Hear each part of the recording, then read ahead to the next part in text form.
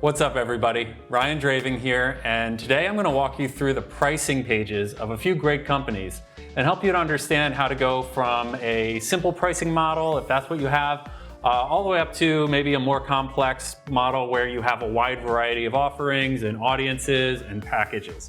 So we'll start off with Slack. As you can imagine, Slack is a pretty simple tool. It's very straightforward, and the pricing reflects that.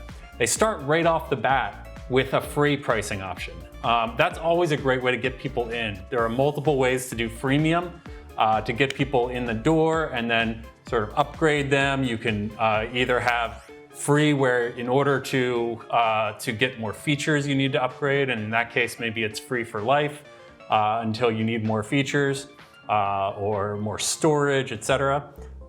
There's free where it's a limited trial period, right? So maybe it's 14 days or 30 days. That kind of thing. And then in the first scenario, often there's just number of users, right? Maybe it's free for one user. As soon as you want to collaborate, it becomes a paid package. What we have here, though, is again, pretty straightforward. The way that it flows is a waterfall effect from left to right. So as opposed to putting all of the repetition that you'd see where every one of these plans offers a free option, the free checklist items, we're not repeating them. You just get all the benefits of and so it waterfalls from left to right that way. But what about identifying the exact package that's right for you? How do you compare these side by side? Well, you can then scroll down a little further or click on Learn More, but you can scroll down further here and you can see a comparison grid. This is a matrix where it's more sophisticated. This is a different type of buyer sometimes. Sometimes the buyer is just going to sort of impulsively buy. Or it might be a buyer who got the high level here and wants to scroll down and really look at the nitty-gritty details. Now you'll notice that in all of these, there's an ability to get more information to really understand it. Remember that you, as the marketer, you understand your company, you understand your product, but the prospect doesn't have the same context that you do. So you need to make sure that you're speaking to them in a way that they understand. And a great way to do that without overwhelming the page with a lot of words is to have these sort of tooltip options that pop up for you. Now, if we go to Monday.com, which is a great company as well, they have grown exceptionally well. They have fantastic marketing overall. Let's look at their pricing page. Again, you can reach it right from the top nav because they have such clean, simple pricing. They want people to see this. They want people to realize, oh, I can get this for free. I can also, even if I want to pay for it, it's going to be really cheap. Because they have this low cost pricing per user, they try to get people to see that more quickly. The options they have here are fairly similar, like the way that it flows. It waterfalls left to right. You've got your little tooltip options here. And if you want to see the complete features list, instead of cluttering the page with that, I actually prefer how Monday does it. You click to expand, and then you see the full page. You'll notice that Monday also does something better than Slack here.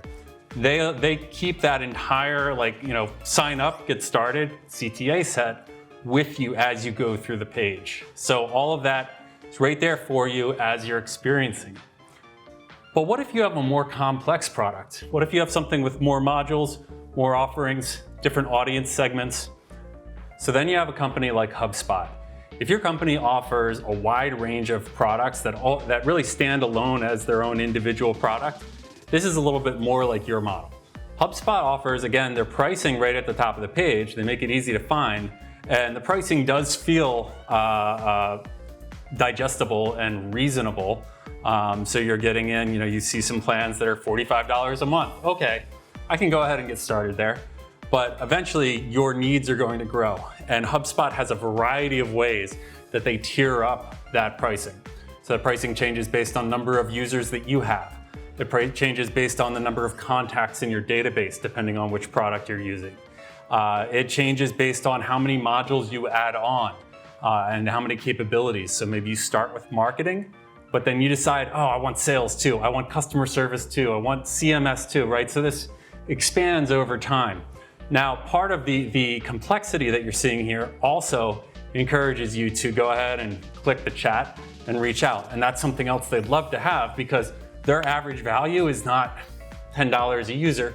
for 5-user companies, they're talking thousands of dollars a month on average. Sometimes that's more, sometimes a little less, but it's generally worthwhile for them. Now, one more note here. Even though HubSpot does have this higher end pricing, what you'll see is that they do have a free CRM. So their plan there allows you to get started with a lower number of total contacts and seats, and then you can always expand from there. So that's their way to get people in the door with a free offering that, maybe they take a little loss on in terms of the hosting or the customer service, but at the end of the day, that allows them to get people into this funnel where suddenly they're starting to add on more products and upgrade their CRM as well. Now, I really like how Salesforce does their pricing. They're another company very similar to HubSpot. They are, in fact, direct competitors and the sort of two giants in the CRM space, but they both offer a wide range of other products. And so Salesforce also has this challenge. How do you position so many complex offerings in a way that is still digestible and easy, right? So with Salesforce, we actually have to scroll down to the bottom of the page and we find the product pricing here in the footer. Now this looks easy, right? This is more digestible, this is easier to understand. Before I'm trying to digest all of the prices and all of the offerings and all the feature sets, I start off somewhere that's a little bit easier to breathe in. And I say, oh, I am a small business, or oh, I'm looking for just service, or I'm looking for just marketing, right? And then you get down to the page that's relevant to you. I think that's a much better experience than what HubSpot is offering there. You'll notice that you're still able to get to all of those other offerings right from this page. So if you have a fairly simple product that's really primarily one product offering, I'd recommend taking a look at Monday.com. They're a great example to work off of. If you have a more complex product, Salesforce.com is a good one to look at and see how they go about things. You'll find your own solution, but these are great places to start. I'm Ryan Draving with The Moving Company, and I'll talk to you soon.